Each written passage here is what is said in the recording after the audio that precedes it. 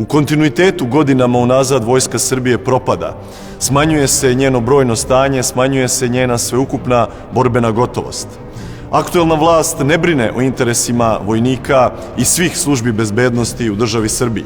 Nakon više neuspelih pokušaja da sa predstavnicima aktuelne vlasti popravimo standard pripadnika vojske, Vojni sindikat Srbije doneo odluku na jedan od svojih sastanaka da se obrati svim predsjedničkim kandidatima koji su po Ustavu budući vrhovni komandanti vojske i sa njima obavi razgovor o tome kako oni vide u svom programu budućnost Vojske Srbije i položaj njenih pripadnika.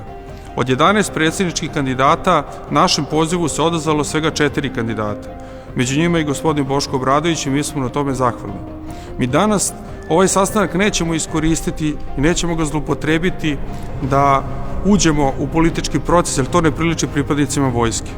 Ali ćemo pozvati naše kolege da ne podrže nikoga koji im je u poslednjim godinama značajno urušio standard, koji im je ugrozio egzistenciju porodice, ko je odgovor za stanje u kome se mi sada kao vojska nalazimo, ko nam je naneo gubitke koje nam nije naneo ni NATO agresor i ko je na dan kada smo u kasarnama spuštali zastave na pola koplja i držali opelo našim poginulim kolegama, dovodio one koji su do toga doveli.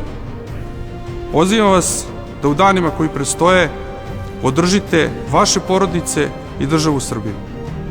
Kao budući srpski predsjednik obavezujem se na velike promene u sistemu bezbednosti, na poboljšanje materijalnog položaja pripadnika Vojske Srbije i to će biti jedan od najvažnijih zadataka koje treba da primenim u svom predsjedničkom mandatu. Zaokruži 7, da živimo kao ljudi. Boško Obradović, srpski predsjednik.